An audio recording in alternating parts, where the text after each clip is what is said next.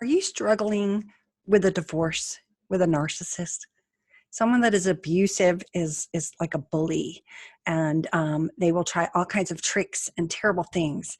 My guest today not only suffered one of the longest 7-year divorces with her ex-husband, but she has now turned lemons into lemonade and is now helping people by coaching them and working with them and their lawyers to reduce their legal fees and to give them answers. Today, we're going to talk about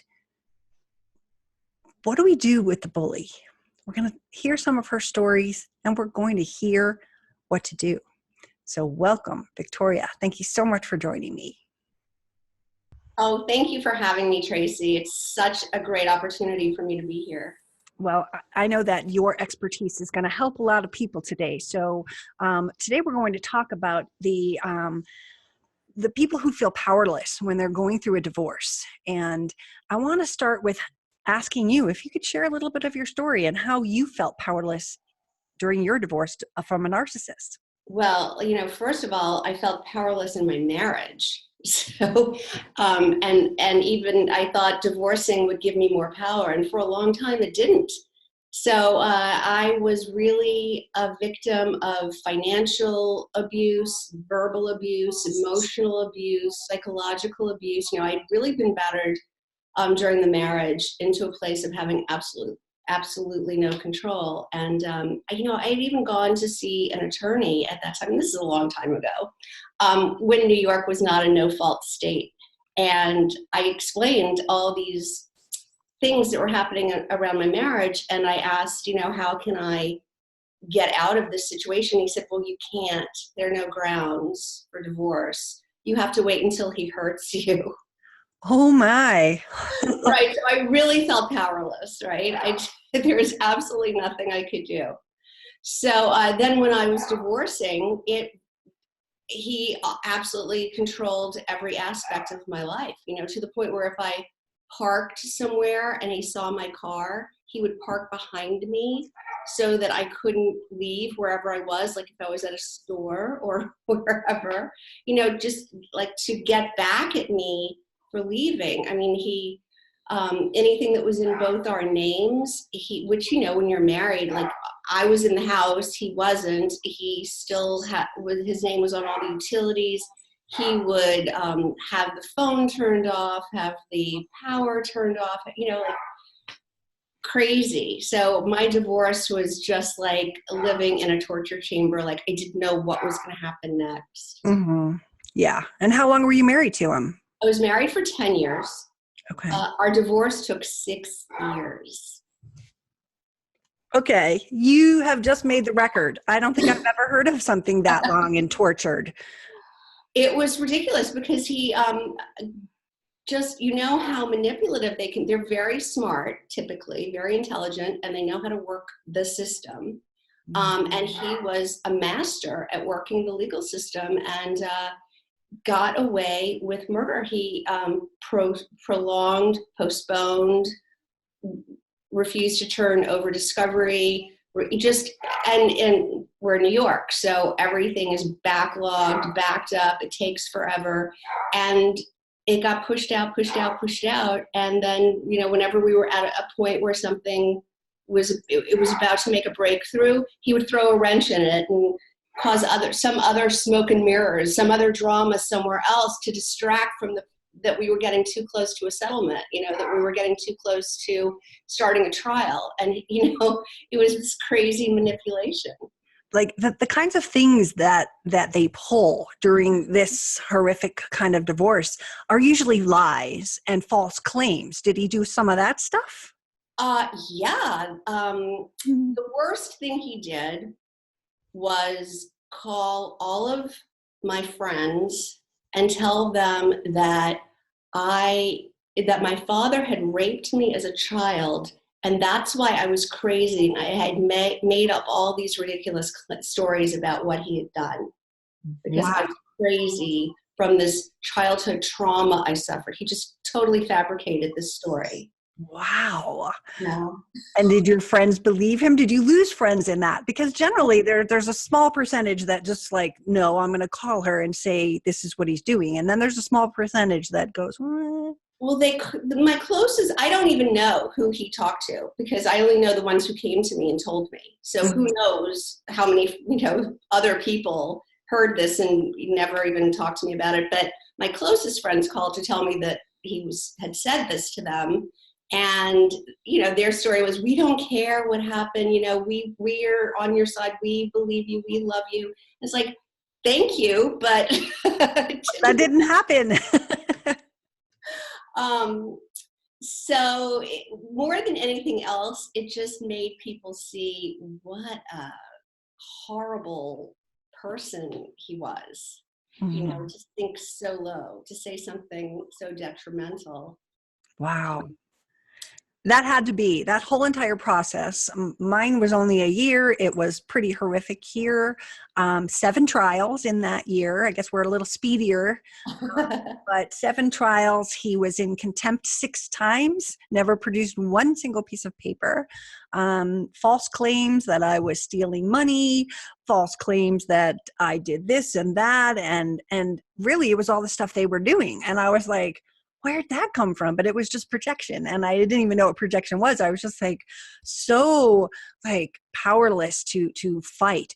I was so distraught and scared and everything that was going on during that time that I obviously never looked up narcissists or any of this till later on with the next guy that came into my life. But the things that they pull, and I'm not just talking women here. I'm not just talking that to us, but men have women pull this same kind of tricks and the lies and the falsehoods and their goal generally, and yours might be different than mine, but my ex's, him and his family, their goal was to destroy me. Simple as that. They knew they could get a very quick divorce. It would have been the same thing if we had signed the papers on the first day. But it was, let's put her through $100,000 of divorce fees and take advantage of her and ruin her. That was their goal. And financially, they achieved it. But emotionally, I'm a whole lot stronger now. Right, right. So, I think we both would agree that now, from this perspective, I wouldn't change it, because I wouldn't be this person that I became. I don't think I could have become this strong and this independent and this powerful and, this self-assured had I not suffered through that and made this transformation. But that being said, it's horrifying. It's horrifying to go through that. Yeah.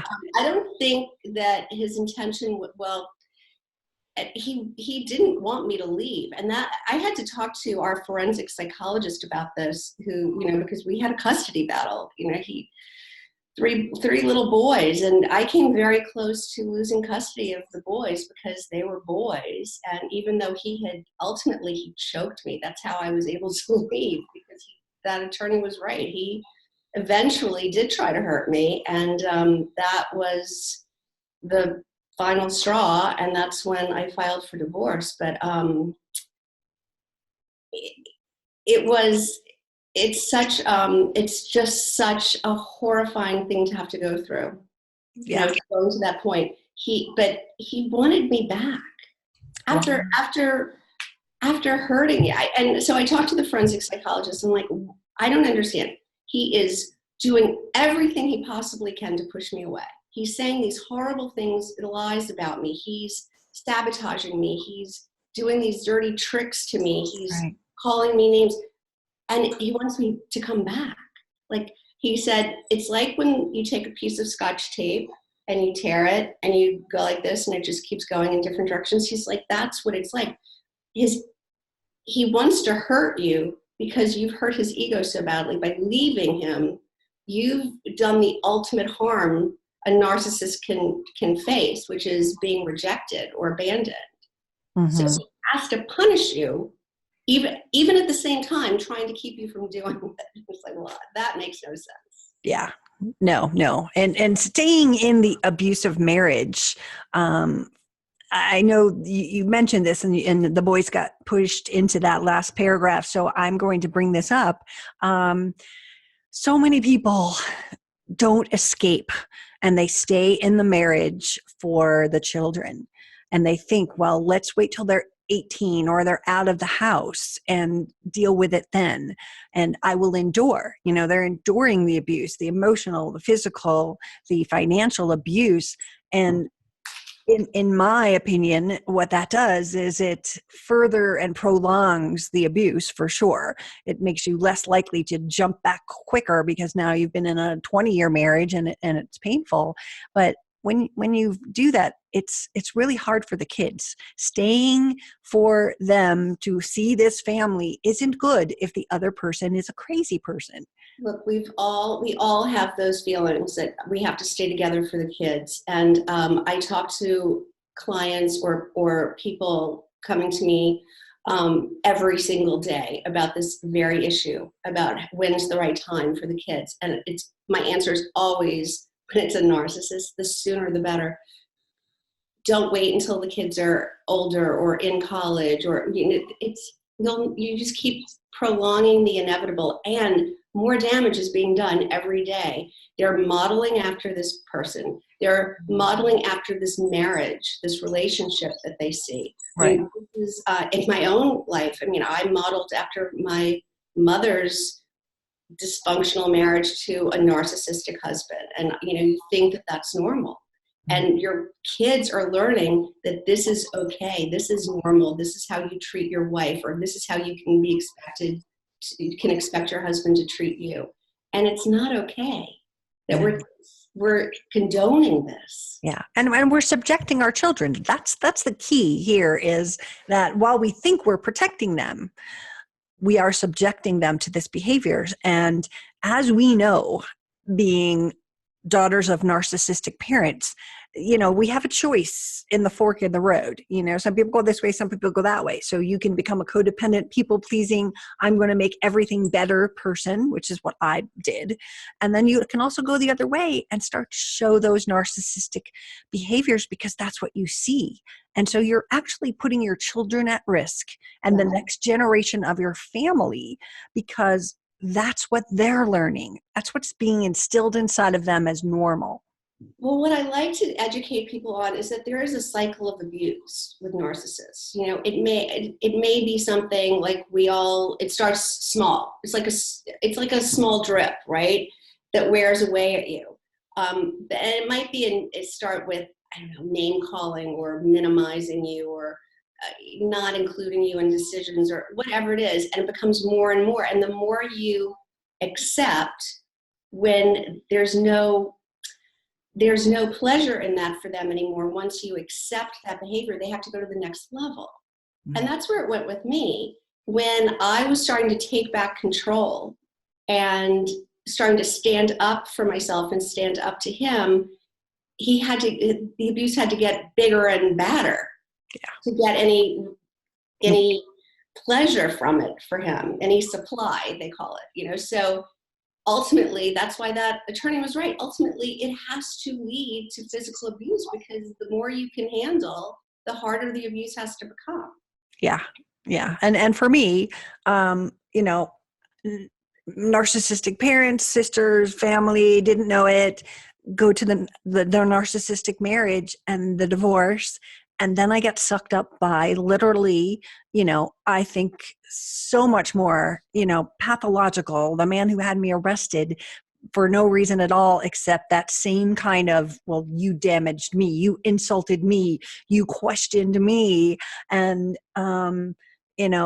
the narcissistic injury gets worse. And so that means whether they're going to physically beat and choke you, or they're going to have you arrested. And when I first got arrested, I was ordered to go to domestic violence classes for 6 months. And there was a girl in that, and everyone had been arrested. So you're talking about for 6 months, a lot of people funneling in, funneling out. But there was a girl who said something to me that has stuck with me every day, that the bar just kept getting lowered. And we accepted it. It was like, at first everything was so grand, and then they did this, and you got used to that. It's like, okay, I can deal with that. And it just kept going lower and lower until the point where, you know, they're fighting and trying to take your babies away and things like that.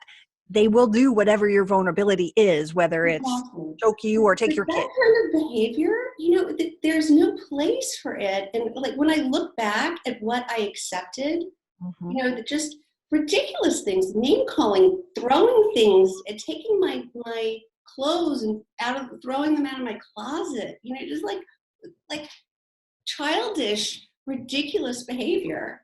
That was my normal. That was our normal. Right.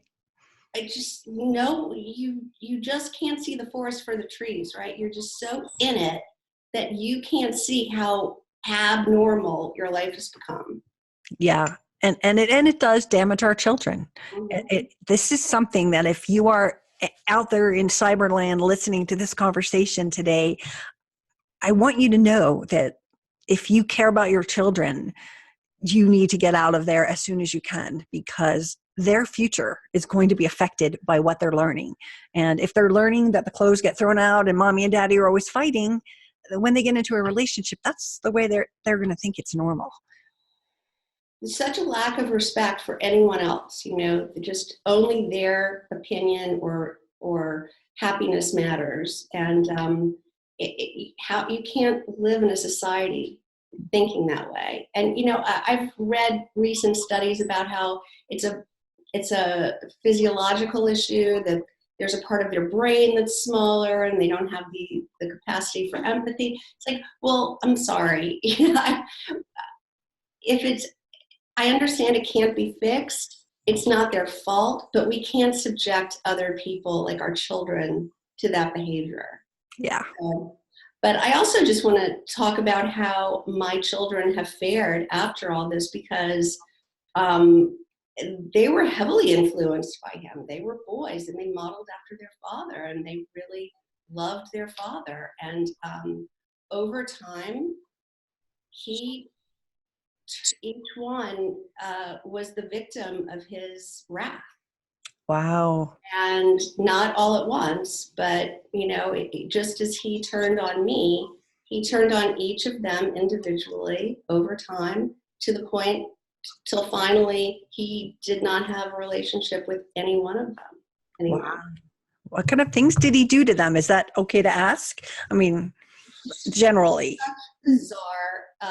The youngest was the first to encounter it. At 14, he was a soccer prodigy, and his father had been like his manager, you know, deciding which team he'd be on, and he, you know, lived vicariously through this kid's soccer career. And Mecca for them was getting on this certain team that was a feeder for all the D1 schools, and you know, this was what they were working toward. And the way that you get chosen for this team is they invite you to be a guest player and to a tournament. And that this happened. He was 14 and he got invited to be a guest player at a tournament. You know, it was away. He was traveling all over the country playing on these things. So it was away, and it happened to fall on a weekend that was his father's 49th birthday.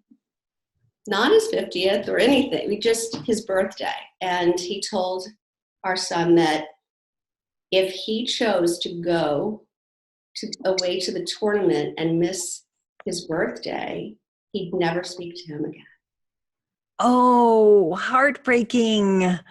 Oh, that you don't do that to children. Watch him blow out his candles, I guess. I don't know. It wasn't, there was no big celebration. There was no big party. It was just his birthday. Wow. And the poor kid came to me so distraught, like not knowing what to do, so conflicted. Mm-hmm. And I had to say to him, I think it was the right advice. I said, I cannot make this decision for you, but I will support you whichever way you decide to go. If you want to go to the tournament, I will take you to the tournament. If you want to go to Dad's, I will drive you to Dad's.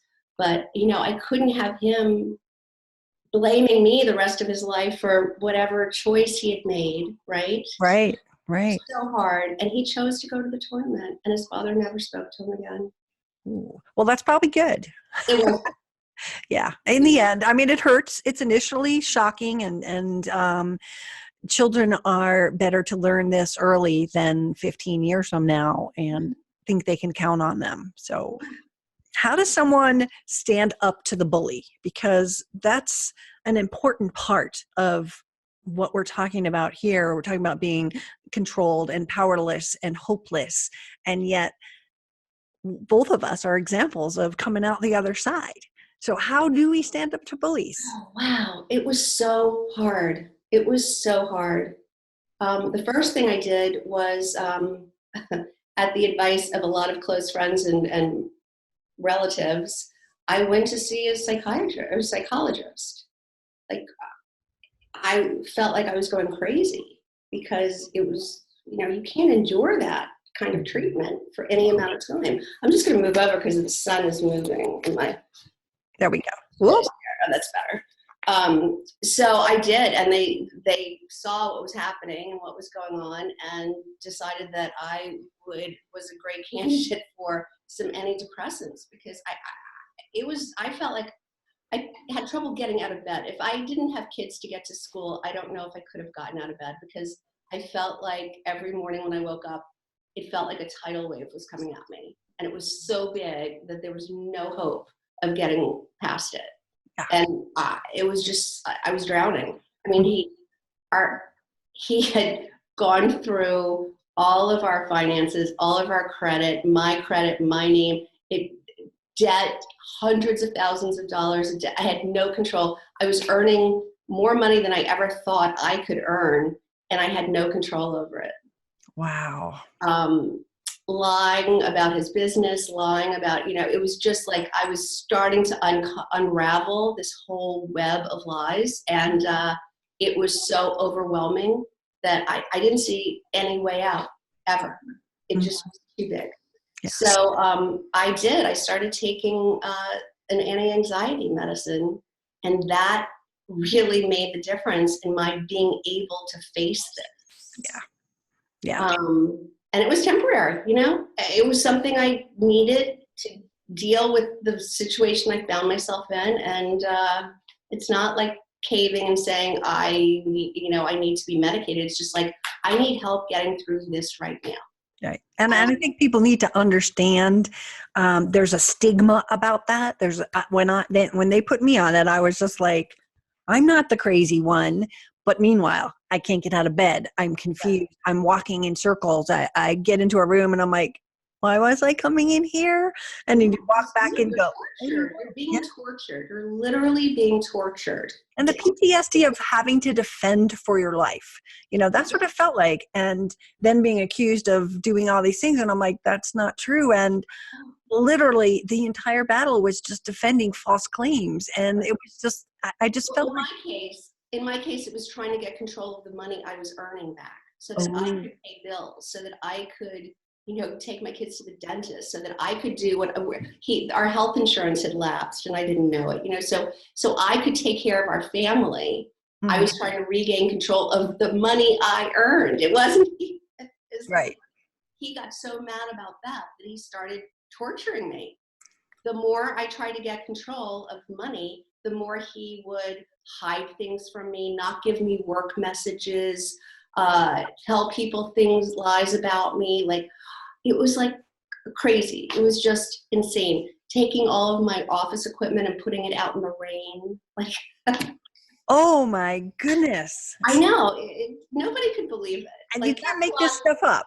That's why I tell my clients, it's like, I've seen it all. There's nothing you can tell me that's going to shock me. Yeah.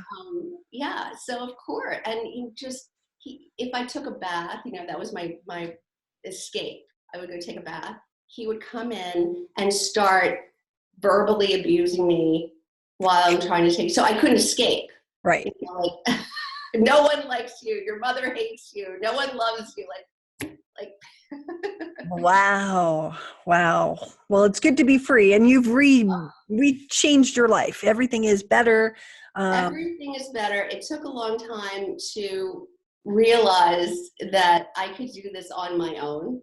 Mm-hmm. Because that's, I think, as women especially, we think we can't handle it, but it was so much easier not having that sabotaging going on. Like, I can do anything on my own. If I could do anything at all with him trying to undo any progress I made, then think about if I didn't have that weight of Mhm. somebody trying to undo everything I did, how easy is that comparatively? So, and Yeah. once I was whole and happy and solid, that was when the right person came into my life, because you have to, you have to love yourself. You have to be in a really good place for the right person to come in, and that's what happened. And now I've seen both sides. Now I've seen an abusive marriage from the inside, and now I've seen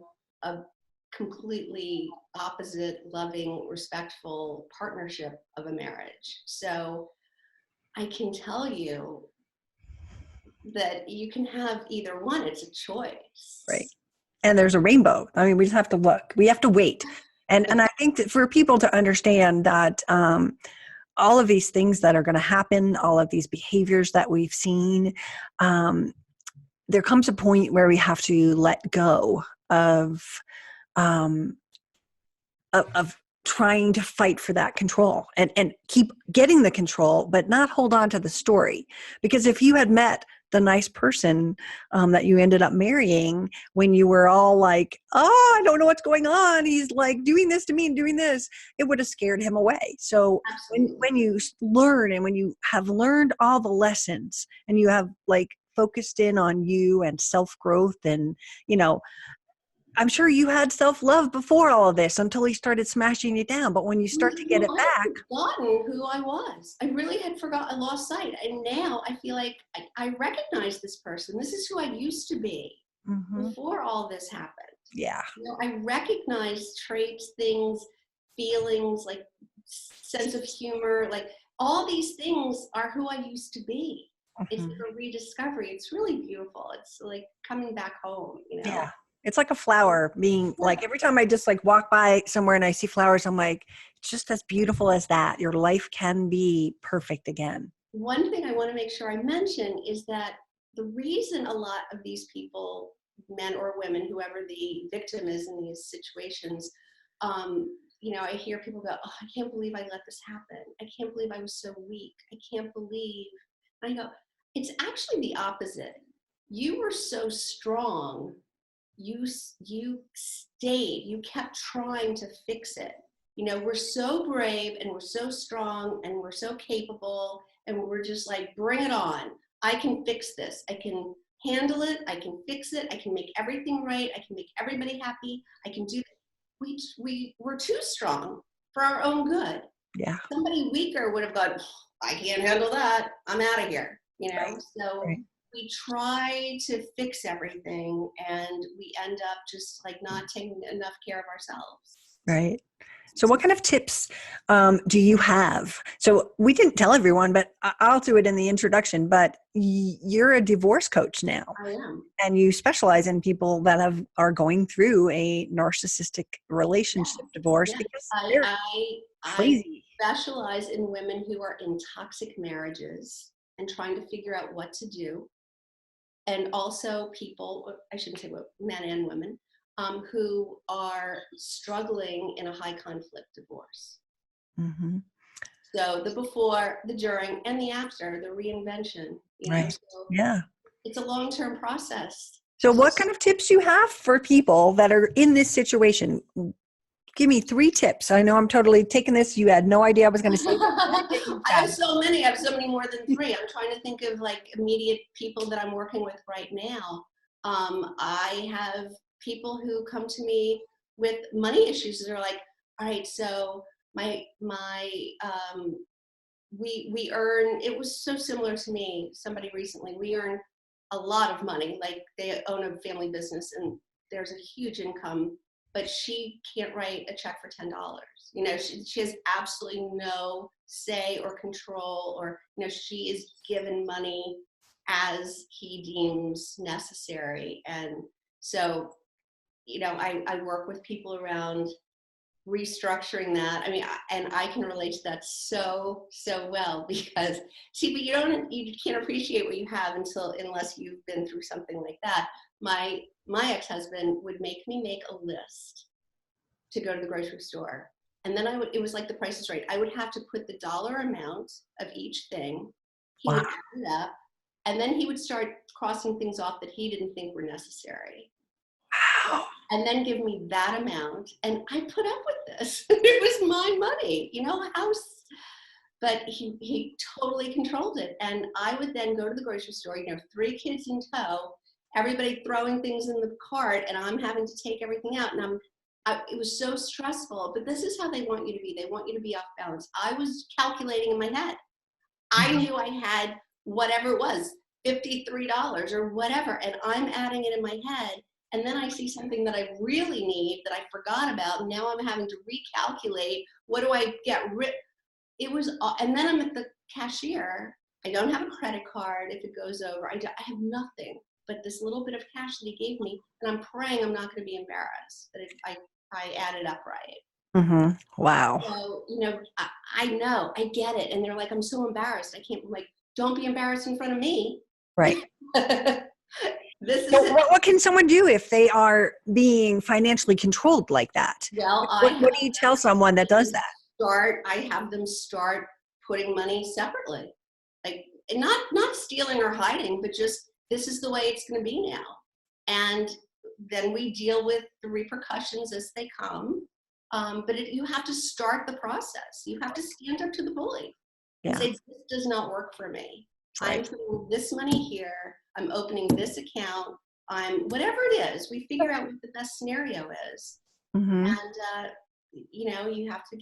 you have to get strong enough to say, bring it on. What are you going to do to me? This is all, everything is legal. This is exactly the way it should be. If you have a problem with it, then we need to deal with that. But I'm not going to keep doing it your way. Right. All right. So what about another tip? Let's see. You want one around co-parenting? I love this. Yeah. I love not taking the bait. This is what I like to tell people, not to take the narcissist's bait. They're just trying to get a reaction out of you, right? They thrive off of, supply. If, they say go black or gray stone or gray rock, whatever that is. But if you have kids together, you can't always, right? You have to communicate. You have to be like you're stupid. You don't get what they're saying. They push your buttons and you just non-reactive, you didn't get it. You didn't. So somebody told me the other day, their kids came home from a weekend at dad's, and the 7, 8-year-old said, "Your boyfriend drives a girl car."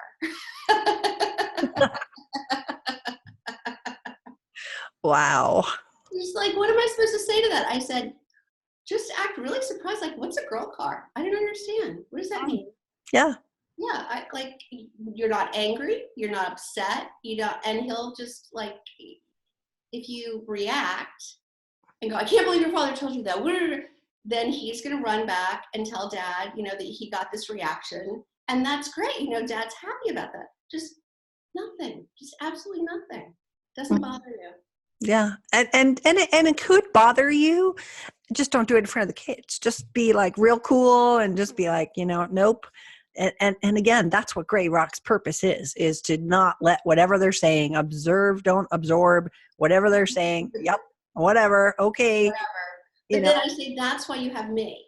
Call me and we'll talk, get upset with me. And then I'm going to make you laugh about it, actually, because it's so stupid. Right. We'll just have a good laugh. Right. And don't react in front of your kids and don't react in front of him and don't let him know that it set you off or anything. Right. So don't take the bait. And let's see, what's a third I could give you? Well, when you're in the litigation, I like to help my clients stay in the driver's seat with their attorney, because I'm not saying in an irreputable way, but attorneys do have other interests in that your case comes and goes, but they're still working with the other people forever for the rest of their career. So they have a relationship with the opposing counsel. They have a relationship with the judge and the clerk. They have relationships that they want to maintain. So it is normal for lawyers to do each other favors. You know, have I need this postponed because I have a conflict. Can you know? So lawyers don't always do what's in your best interest all the time. So I help them know what they can and can't have a say in. Mm-hmm. And if something is not really in their best interest, it's in their lawyer's best interest, I like to help point it out to them. Right. And say, you have the authority, you can say, no, I don't agree to a postponement. Or no, I don't agree to changing that, whatever, language, changing this, changing that, you know, you're paying the bills and they work for you. So you can catch them, and also keeping the legal fees down. I help my clients minimize their communication with their lawyer. So, and then when they do, I rewrite it for them so that it's more effective and it's non-emotional. And it takes the lawyer less, first of all, there's less communication to read. They read it more quickly because it's more concise.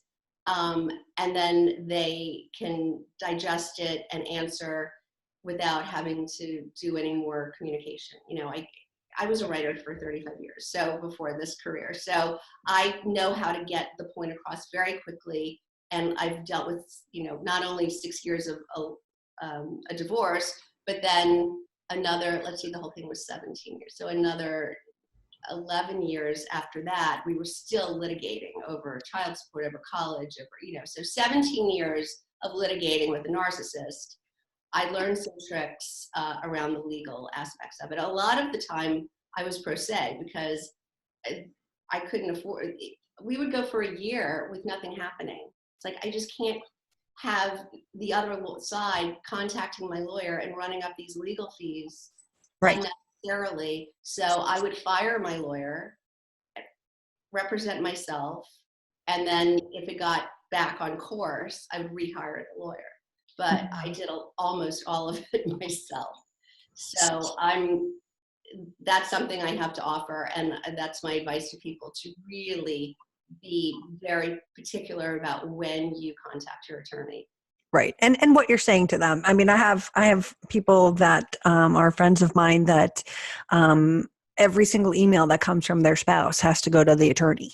All of their money is being washed down a toilet. That, again, if that, you know, emotional filled letter is going to the attorney, he really only needs these 2 lines. And honestly, he doesn't give a crap about the rest of it. And you can say, well, she did this and she did that and she did this, or he did that. And again, they're just going, oh, what do you want me to do? And you just gotten billed for an hour. So again, you need to vent. You need to say, can you believe he said this? And you know, that's what a coach is for. That's what a coach is for.